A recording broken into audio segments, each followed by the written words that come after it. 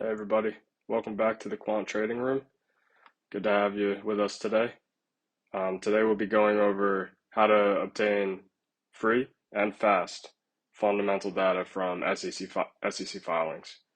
This is the code that was contained in our article under the same name. Here's our medium, and here's the article. Quant Traders Toolkit, free and fast fundamental data from the SEC with Python. In this Quant Traders Toolkit series, we'll be going over all the essential tools and techniques that you need to know if you want to be a quant. And that's going to start from the introduction, from the very basic to the advanced. That's what this overview is, and that's what this first article is. So if you haven't seen it, go ahead over to our page. We have a lot of other quant-related articles, which will hopefully educate you and give you some insight into how you should be approaching the markets. Again, none of this financial advice. So we'll check out this article today and go over the code in it. Again, if you haven't seen it, go ahead over. The link will be in the description. But this is the code that we'll be going over. So to break this down for you now, let's begin. We have our warnings import and our imports. So TQDM is just a progress bar that's nice to have when you're going through loops sometimes. We'll be requesting from the SEC API. We need pandas to view the data frames and iTables to view the data frames in an interactive mode, just a little bit easier to visualize for you guys. So first we'll go through building the functions. I'm going to do this slightly out of order than I did it in the article because I needed to talk about the functions first. But since this is the implementation, I want to show you as I go so you can better see what their outputs are. So first we'll be defining our headers, and we'll need that because we need to tell the SEC API who we are. So headers equals user agent.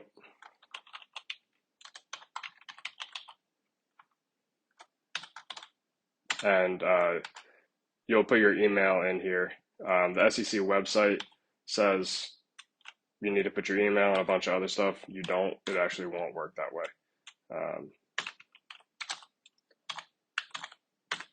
I found that this way works perfectly, and there should be no issues as long as you have a valid email address that you're putting in.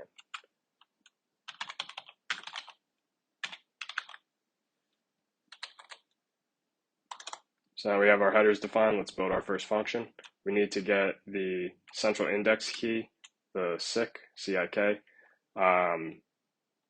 numbers for all of the companies that are responsible for filing with the SEC. So this will allow us to be able to plug these numbers in to the other requests we're going to send to the SEC so they know which company we're requesting information about. So we're going to get all companies. And we need to pass our headers into the request, so we're passing them into this function.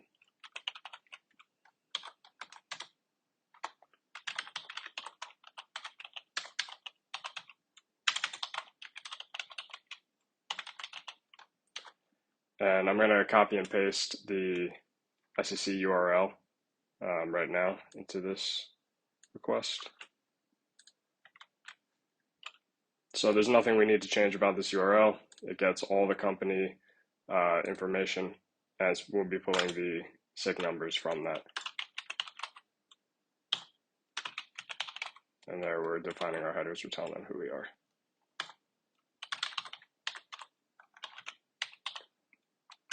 We're going to create a dictionary because it's a JSON output from that request. So we're going to need to extract that JSON into a dictionary.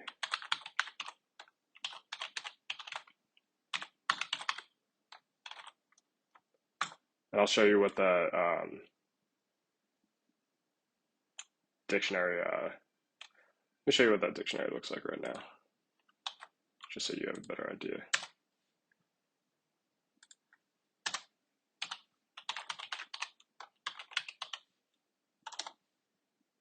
So as you can see, each key is just a number for the listed companies, and then there's the corresponding SIC number for Apple and their ticker. For the SIC number for Microsoft, ticker Microsoft. So that's all the companies that file with the SEC. So we just want the SIC numbers out of that. So we're going to create a list, and we're going to use list comprehension to make this fast, so we don't have to run a for loop.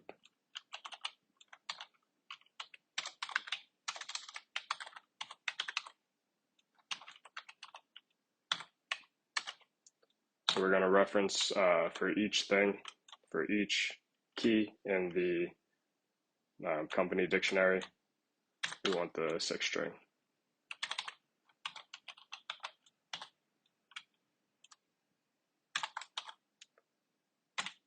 And we need to fill zeros on the front of each of these so that the total length of the number is 10. So we're going to z fill, zero fill, up to 10 digits for X in company dictionary. And we'll close our list. Then we'll return the SIC list. And I'll show you guys what that list looks like right now.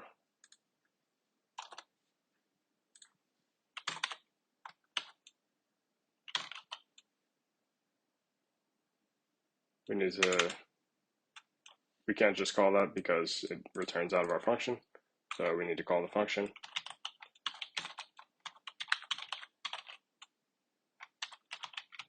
And pass our headers.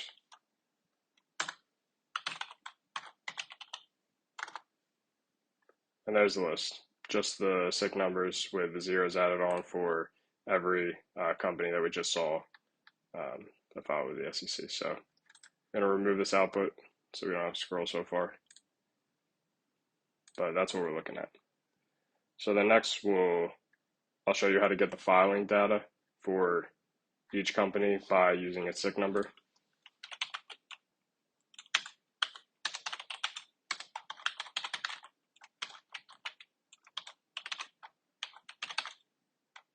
And we need to pass the SIC number that we wanted for the company that we want to investigate, and our headers as well, because we'll be making another request to their API. We'll call this one company facts.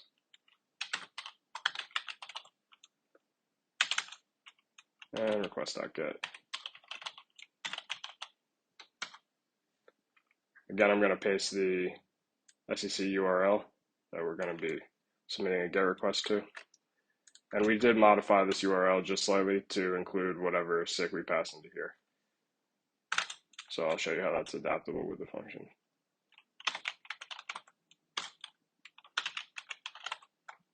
And we tell them our headers.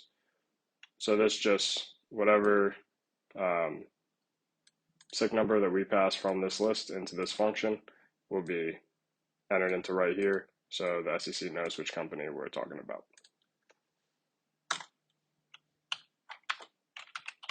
And then we needed to extract the JSON.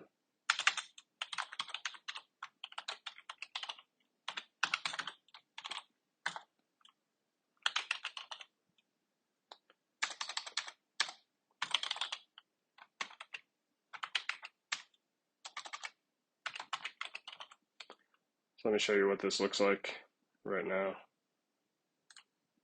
Again, I'll just block this out real quick. And we're going to say that this is, because remember we already ran a SIC list, so the variable is still stored in the memory of what is contained in that list. So we'll go for Microsoft. And here's what that dictionary JSON output will look like.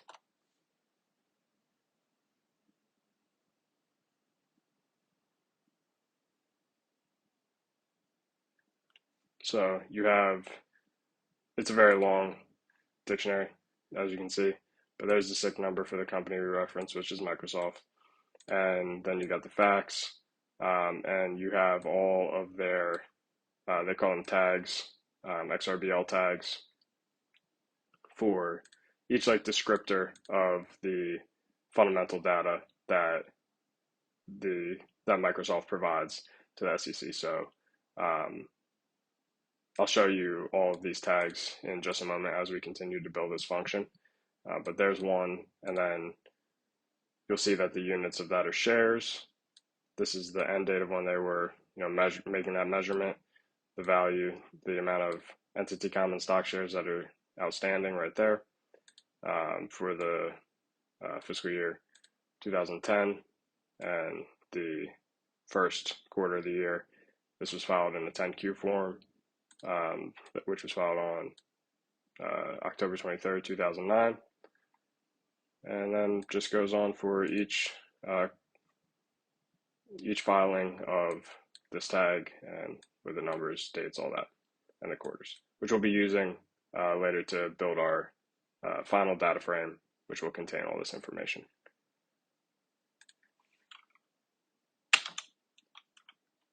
So let's work with the CFAX, turn this to fax, and we're going to be extracting everything from here on.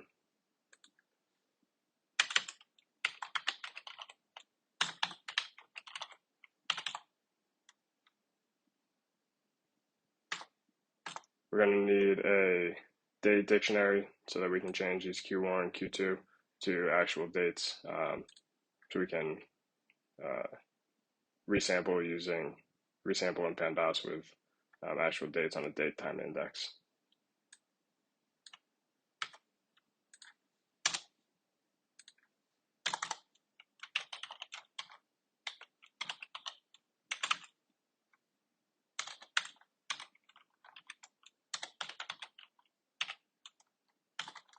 Q1, and that is March 30th. Leave the dash there because we'll extract the year from here, so that'll be put into right there. So we don't need to put that in because that will change with each filing. Q2, July 30th, same thing. Down the commas. Q3. This will be September 30th.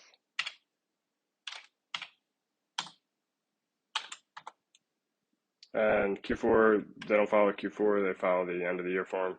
So if you find this in the 10Ks, you'll see it's FY.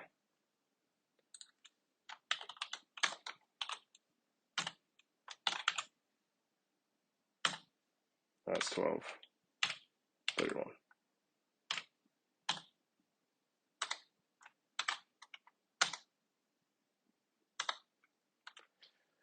So then we need to extract all the data from this CFAX dictionary that we produced here. So we're going to look at two different forms, the quarterly report, the 10Q, and the annual report, the 10K. We're gonna extract their data individually and then together so that we can have an output that goes in the sequence like Q1, Q2, Q3, and then the end of the year report, instead of having to merge them separately where you just have, we'll also have outputs that allow you to just work with either the 10Q data or the 10K data, but we'll have it that are put together so you have a continuous reflection of what that tag changes over time. So Q10, K10, this will be the one where we extract them together, tag values. And we'll be using both list comprehension. Actually, this will be all list comprehension, and we'll use dictionary comprehension at the end. So for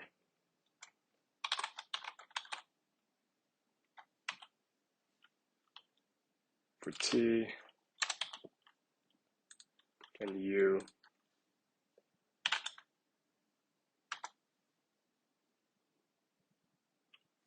Might be easier if I kind of build this a little bit in reverse. So this would be for C in facts dot keys for T in facts dot C dot keys for U. This would be the units in facts C T units dot keys. So we go through, that basically gets us down to each layer, with U being ending with the units here and going through each one of these dictionaries, because we need to extract the value from each one.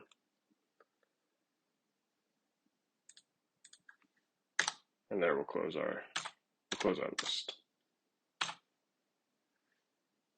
And now we'll kind of build the intermediate portion of this list comprehension.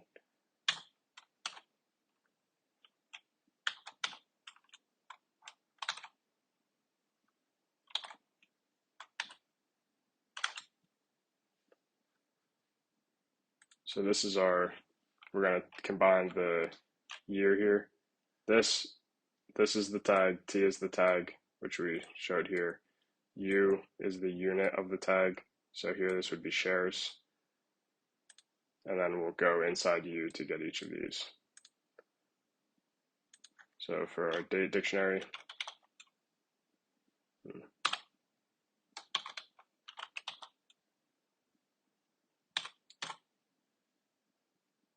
I, and I'll show you what I is. I is just corresponds to each one of these smaller dictionaries at the bottom. FP.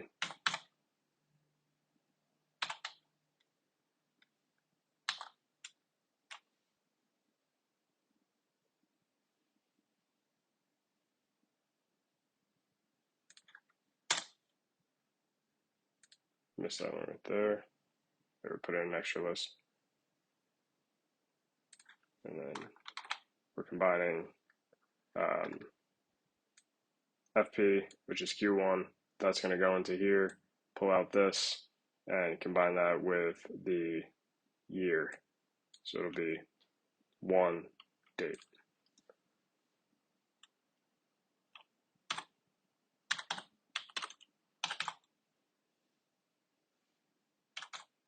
So it'll be the date and then the value of the tag that we're looking at. So we'll take this year, to Q1, and this value. So we need to pull out val.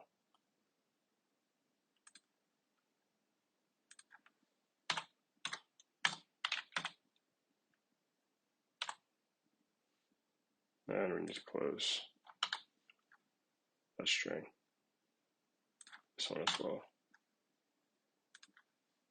And that close our tuple. For I in facts C T units U. And we only want this if the form is a 10K or a 10Q, because there are other forms that if I form in 10Q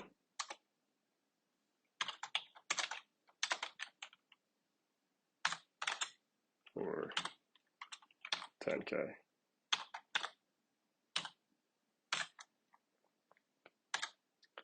Close that list too, and close this tuple.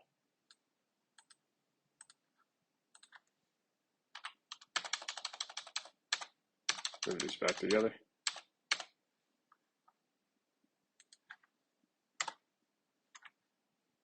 And just get these correct.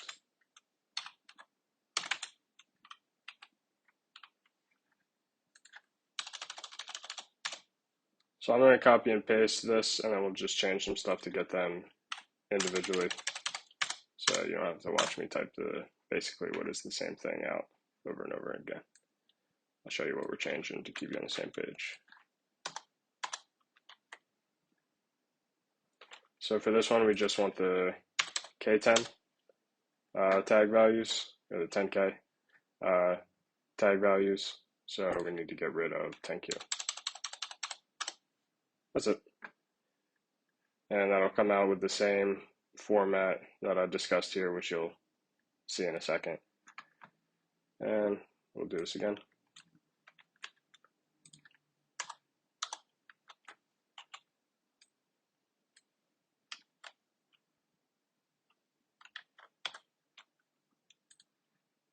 And for this one, we just want the 10Q tag values. So we're going to get rid of 10K. That's all she wrote.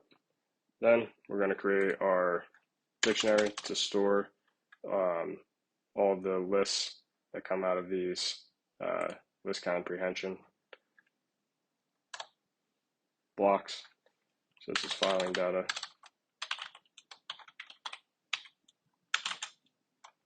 And we'll include the name of the company here. And we'll pull that from CFAX, our main dictionary entity name.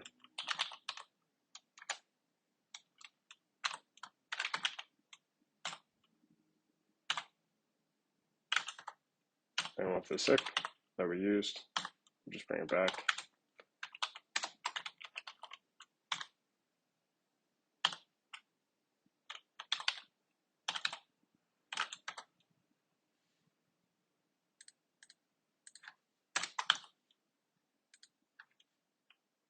And we want to store our 10Q, 10K comprehensive data.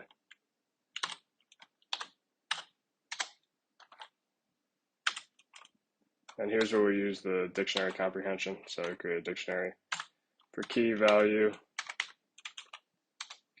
for key, comma value. And that's why I made all of these a tuple up here. So a tuple of the date, a tag with a tuple of the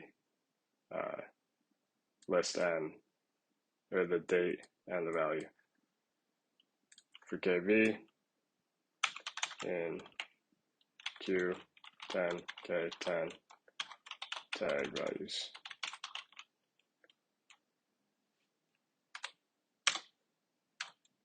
And rinse and repeat for the other ones. So I'll just copy and paste those here. This will be our 10K, just our 10K forms in K10 there. And then this will just be our 10Q.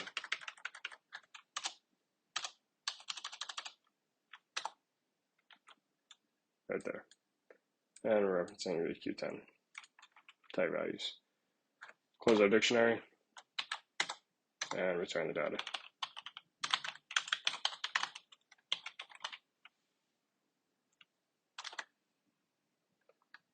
So to see this function in action, let's call the function.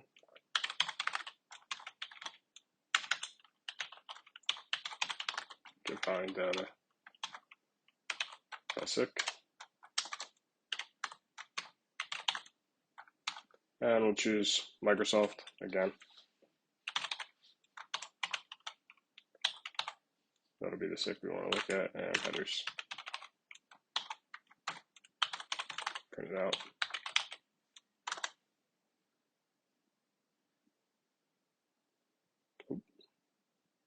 K10 tags values.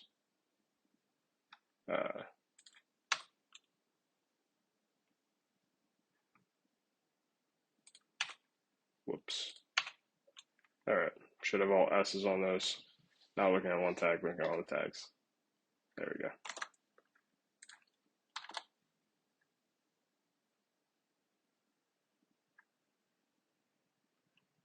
And I missed it again. Third time's a charm.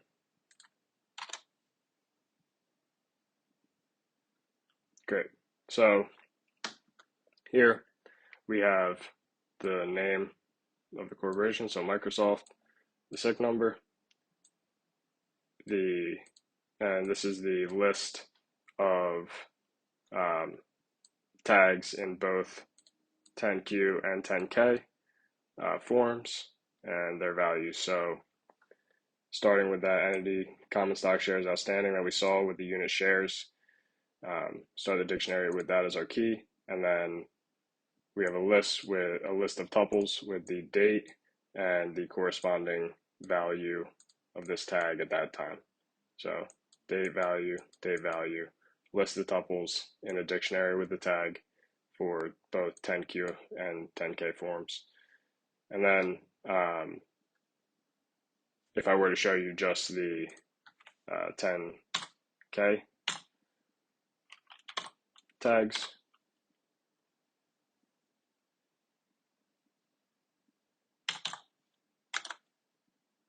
that would be this. So there's ones for the 10K. Obviously, there's less values here because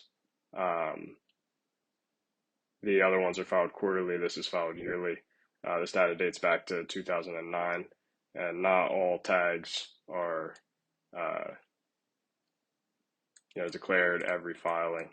So you're going to have some differences in the lengths of the number of values over time that have been declared. All right, going to clear this, and then we'll build our next function to convert this into a form that looks a little better in the form of a data frame.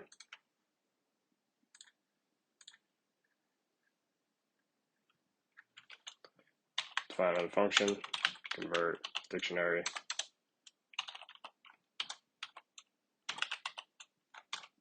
to data frame. And we need to put our filing data through there. We'll need to tell it which form we want, either 10K, 10Q, or both. And then we'll tell our NaN tolerance. So NaN tolerance is, we'll leave it at, well, if we put it, we'll just set the default at 100. And we'll change it when we get in there. But NaN tolerance is basically those, some tags are going to have NaN values instead of the values that you just saw. Like for the val component, it will be NaN. So you're going to, I leave the option for you to include those or drop those, and we'll see how we use that in a second. But basically, if it's over if that tag's list of values is over a certain percent NaN, then you can just get rid of that tag, not put it into your final data frame because it might not be useful in terms of what you're looking at. So this just tells you what each of those parameters mean. That's the dictionary we just got here. It will tell it the form and put that in a list. So 10K, 10Q, or 10K, 10Q. You can also reverse these. It doesn't matter the order of the list here. And your NaN tolerance, integer 1 to 100, corresponding to the percent NaN you're looking at. And the form data frame is the final data frame for the data from whatever form you want. So we'll just create it now. Div form.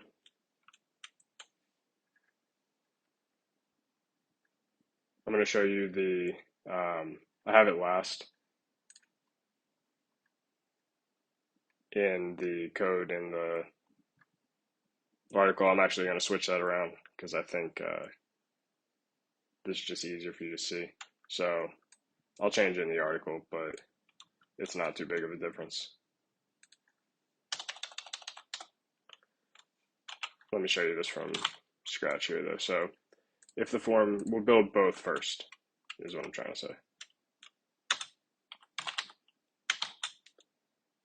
If the form is this, 10K and 10Q, or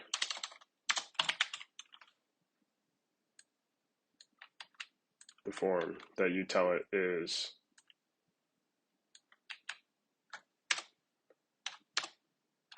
$10Q, then $10K, doesn't matter. So you can put either when you call the function. Then we need to make, we want to extract this dictionary from, we want to extract this dictionary from this dictionary. So 10 UK equals filing data 10 Q 10 K.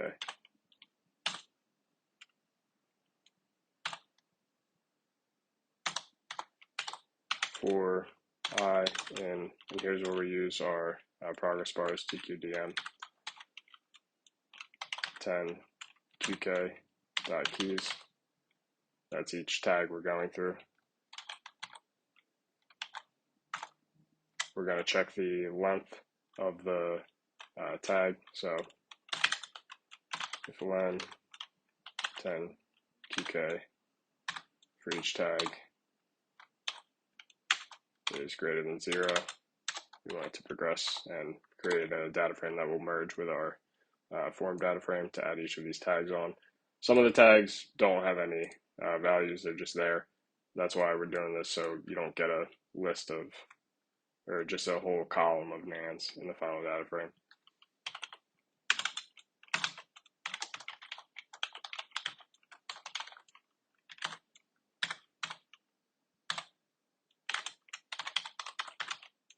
Columns are going to be, since our tuple is date value, our columns are going to be date value. And our value is I. We're going to change the index to the date.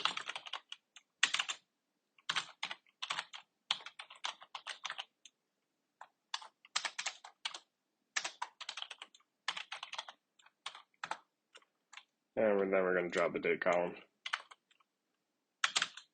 Could use in place equals true instead of df equals df.drop, but this is the way I'm doing it here.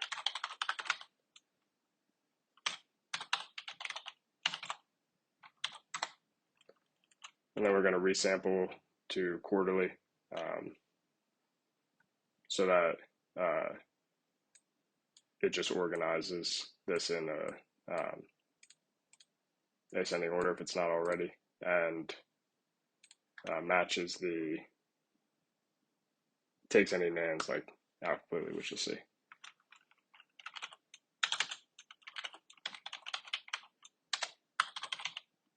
To fill in the years where the variables may not, or the values may not be declared for that specific tag as well, which would interfere with our merging process of this data frame to this data frame, potentially later on as tags were declared different years.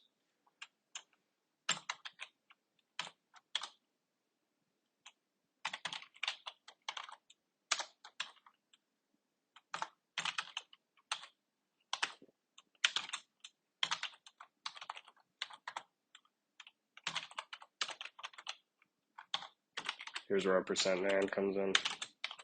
If that data frame is null, dot sum, so the total amount of the nan values times 100, get the percent, and we'll divide that by the length. That'll be the percent of the length of that data frame that is nan. If that, which is going to be, that's going to be checked against the number you declare as your nan tolerance. So as a default, it'll be 100, so it'll include up to 100% nan, which you shouldn't have. But if the length, you can also describe what you want the minimum length of values for each tag to be. So let's say I'm not interested in tags that are declared less than 30 times from now until like back to 2009. I want at least 30 samples of that tag. So if length is greater than 30 and percent nan is less than the nan tolerance, then we allow it to continue. And if the form data frame is empty, then we don't need to merge, and we can just make our form data frame equal to the data frame we just made, because we have no tags in the final form data frame yet. If it's not empty, then we're going to need to merge. We'll do that using form data frame equals pd.merge. Form df on the date column,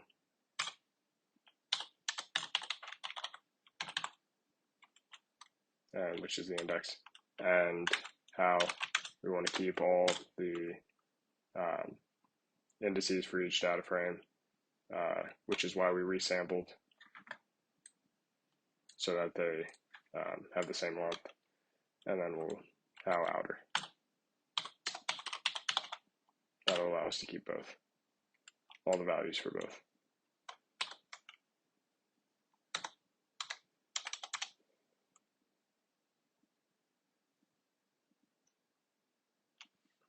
So that's it, and then we'll repeat this a couple times for just the individual 10K and 10Q values. So we'll do a couple elifs or elifs, however you want to say it, don't matter to me. And let's do just 10K first. So we're going to take out the 10Q here, get rid of that.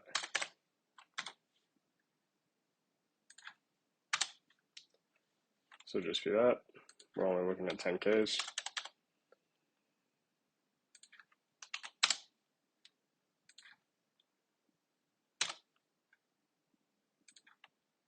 And that's all we have to change besides this. So we want to resample yearly instead of quarterly for the annual reports. Just checking, but that's it. And then we'll do one more. So we just are interested in the 10Qs this time. We'll get rid of all the 10K stuff.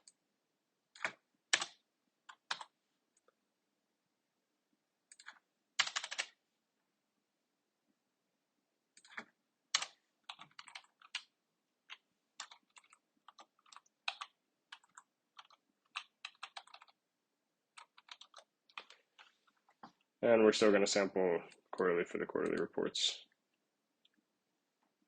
We'll leave the length at 30 for all of these. And then we'll just say the only way you don't get through all these is if you put the wrong form in, so the wrong input to the form. Else, right? Invalid form, and we'll tell you, just in case you got it wrong, we'll say what the valid inputs are for the forms, 10K, 10Q, or add those in reverse, or in either order. Then we just need to work with our form data frame a bit, clean it up. So form data frame will drop any NA values that are in there, meaning any full columns of NAND values, which you shouldn't have if you made the NAND tolerance anything other than 100. But that'll be 1 for the columns. Axis equals 1 to look down the columns. How all, if all the values in that column are NANDs, replace equals true. Same thing, just looking through the rows at this point, axis 0. And then any NA values that are left we're going to fill with 0 because if that tag wasn't declared during that year or quarter, then we can assume that it didn't have a value, and thus the value is 0. That just makes it look a little cleaner, and we won't have nans, unnecessary nans in our data frame.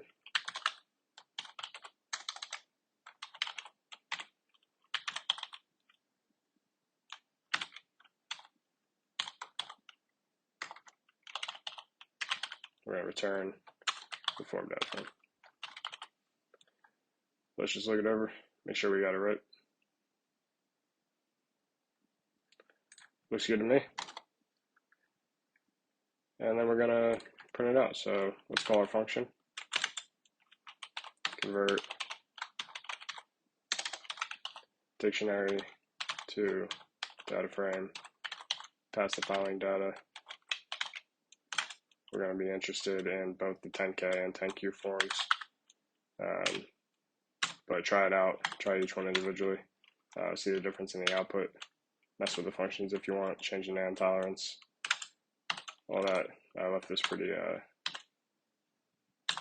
adjustable and accessible for you. NAND tolerance, let's set it to be 20. We'll tolerate only 20% NAND values in the data we're extracting from the dictionary.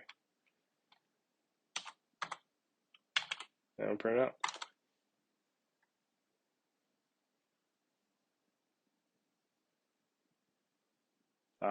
Yes, so the percent %NAND here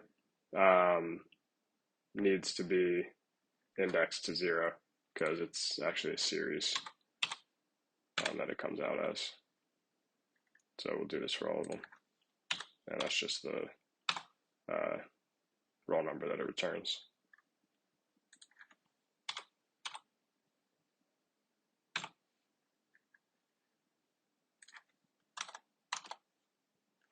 There's our progress bar, going through each of the tags. And here you go. So there's 53 rows. We're showing just 10 here, but we'll keep it on the screen. You can click through each of them as the dates come down toward the present. But here are all your tags with their units, with their corresponding units attached to them. And this is the fundamental data that you can get out of the SEC filings. As you can see, if you weren't to type this all out and just copy the functions,